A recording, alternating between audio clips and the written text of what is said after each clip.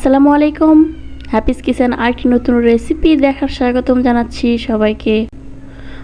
বর্ষার সময় মাছ বলতে বাঙালির কাছে একটাই মাছ, ইলিশ মাছ। আর এখন বর্ষা পুরো মাত্রায় এসে গেছে, আর ইলিশ ও বাজারে ছেয়ে গেছে। আর এই ইলিশের মরশুমে আমি আপনাদের সাথে শেয়ার করলাম সরষে ইলিশ রেসিপি।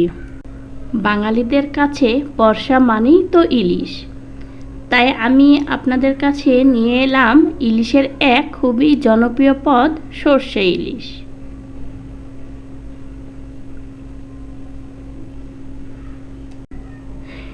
এখানে আমি একটা ইলিশের 5-6 পিস ইলিশ মাছ নিয়েছি, কেটে ভালো করে পরিষ্কার করে নিয়েছি।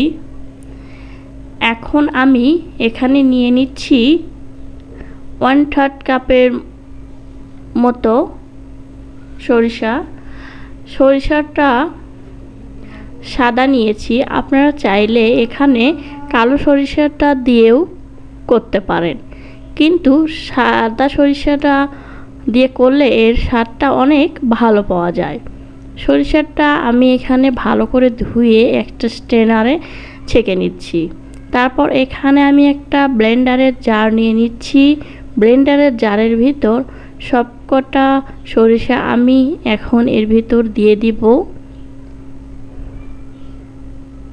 দিয়ে আমি সেই সাথে দিয়ে দিচ্ছি 8-10টা কাঁচামরিচ, আর সেই সাথে দিয়ে দিচ্ছি কিছুটা লবণ।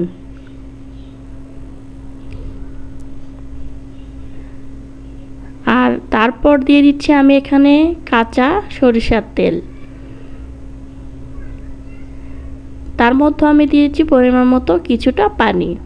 এভাবে একসাথে ব্লেন্ড করে নিলে সরিষা ইলিশটা খেতে খুব ভালো লাগে।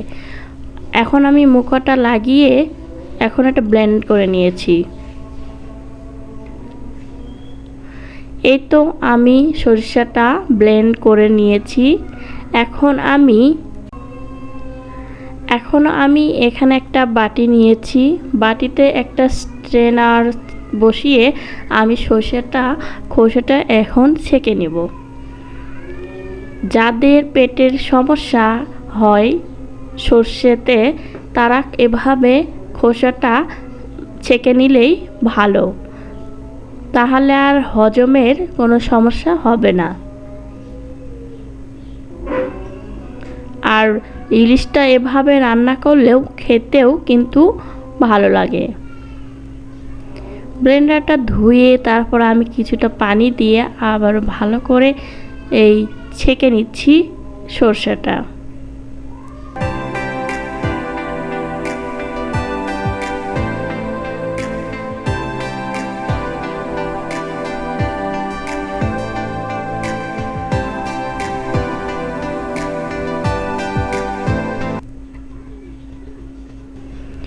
এই তো সরষেটা আমার ছেঁকে নেওয়া হয়ে গিয়েছে। এখন আমি ইলিশ মাছের মধ্যে 1/2 টিস্পুন পরিমাণ লবণ দিয়ে দিচ্ছি। তারপর দিয়ে দিচ্ছি হলুদের গুঁড়া 1/2 টিস্পুন পরিমাণ। তারপর আমি দিয়ে দিব মরিচের গুঁড়া 1/2 টিস্পুন পরিমাণ।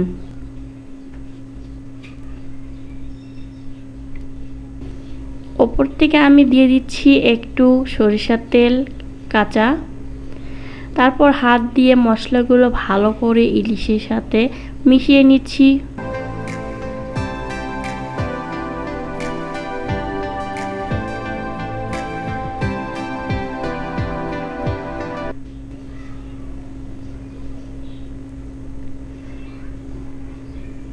এখানে আমি একটা ননস্টিকের কড়াই নিয়েছি। কড়াইটা আমি চুলাতে বসিয়ে অন করে দিয়েছি। তারপরে এখানে আমি দিয়ে দিচ্ছি 1/3 কাপের মতো সরিষার তেল। ইলিশটা অবশ্যই সরিষার তেলে রান্না করলে এর টেস্টটা ভালো আসে। এর মধ্যে তেলটা গরম হয়ে এসেছে, এর মধ্যে আমি দিয়ে দিচ্ছি 1 টিস্পুন পরিমাণ কালো জিরা। প্রথমে কালো জিরাটা আমি ফোড়ন দিয়ে এর মধ্যে দিয়ে দিচ্ছি 1/2 টিস্পুন পরিমাণ হলুদের গুঁড়া, তারপর দিয়ে দিচ্ছি হাফ টিস্পুন পরিমাণ মরিচের গুঁড়া। এভাবে একটি স্প্যাচুলা দিয়ে একটু নেড়ে নিচ্ছি। এভাবে যদি মরিচের গুঁড়া আর হলুদের গুঁড়া তেলের মধ্যে দেওয়া যায় তাহলে কালারটা দেখতে ভালো লাগে। তারপর তেলটা বেশ গরম হয়ে আসলে আমি এখন এর মধ্যে দিয়ে দিচ্ছি সেই মেখে রাখা ইলিশ মাছ।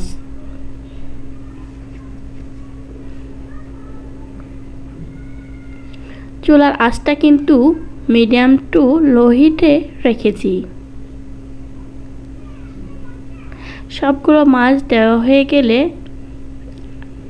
একটু স্প্যাচুলা দিয়ে আলতোভাবে নেড়ে চেড়ে দিচ্ছি।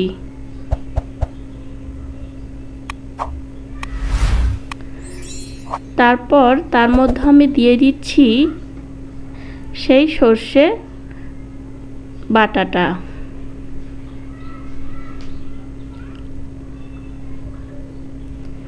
সর্ষে বাটাটা দিয়ে আবারও স্প্যাচুলা দিয়ে ভালো করে নেড়ে চেড়ে নিচ্ছি, এতে করে সর্ষে বাটাটা চতুর্দিকে যাতে ছড়িয়ে যায়। তারপর ঢাকনা দিয়ে বেশ কিছুক্ষণ ঢেকে রেখে দেব।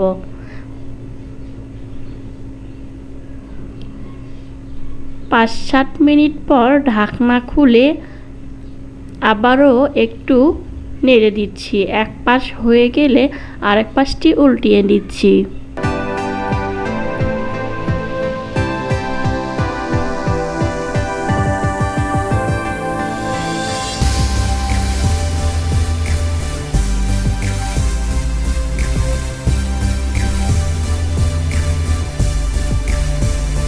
আর সেই সাথে আমি দিয়ে দিচ্ছি এখানে আস্ত ৬-৭টি কাঁচামরিচ।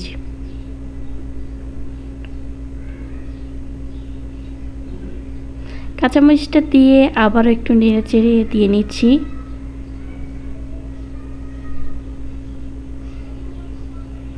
আবারও ঢাকনা দিয়ে ভালো করে ঢেকে কষিয়ে নিচ্ছি ৪-৫ মিনিট। ৪-৫ মিনিট পর কিন্তু ঢাকনা খুলে আবারও একটু আমি এর মধ্যেই লবণটা টেস্ট করে নিয়েছিলাম, লবণটা একটু কম হয়েছে, এই জন্য আমি আবারও লবণটা একটু দিয়ে নিচ্ছি।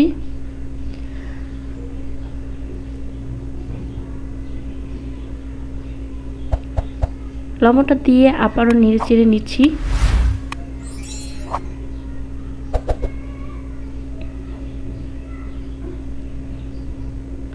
আবারও আমি কিছুক্ষণের জন্য ঢাকনা দিয়ে ঢেকে রেখে দেব।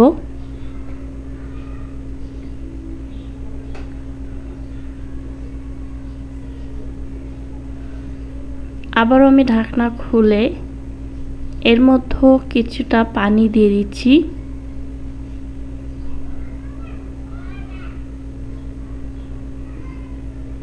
পানিটা দিয়ে আলতো হাতে আবারও নেড়ে চেড়ে দিয়ে নিচ্ছি।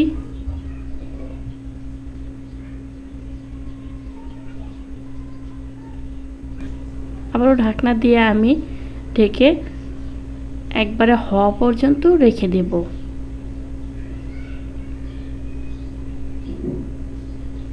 এর মধ্যেই কিন্তু সর্ষে ইলিশটা আমার বলক চলে এসেছে।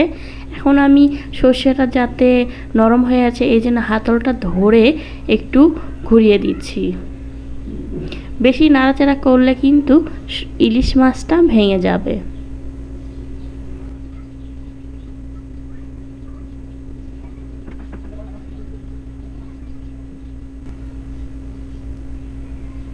সব শেষে আমি দিয়ে দিচ্ছি ওপর থেকে একটু কাঁচা সরিষার তেল।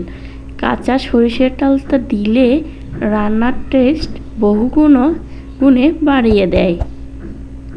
তারপর ঢাকনা দিয়ে ঢেকে কিছুক্ষণের জন্য রেখে দেব, চুলাটা অফ করে দেব। এরই মধ্যে সরষে ইলিশটা কিন্তু আমার হয়ে গিয়েছে। আমি এখন একটা প্লেটে পরিবেশন করে নিচ্ছি। দেখুন ইলিশটা কিন্তু দেখতে মাশাআল্লাহ অনেক সুন্দর হয়েছে। আশা করছি আজকের রেসিপিটা আপনাদের কাছে ভালো লেগেছে। ভালো লাগলে অবশ্যই আমার চ্যানেলটা সাবস্ক্রাইব করবেন। আর অবশ্যই এই মৌসুমে ইলিশের এই রেসিপিটা দেখে অবশ্যই বাসায় ট্রাই করবেন।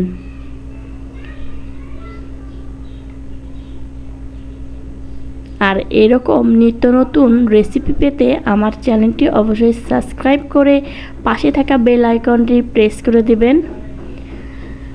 আশা করছি সবাই ভালো থাকবেন, সুস্থ থাকবেন। আজ তাহলে এ পর্যন্তই। আল্লাহ হাফেজ।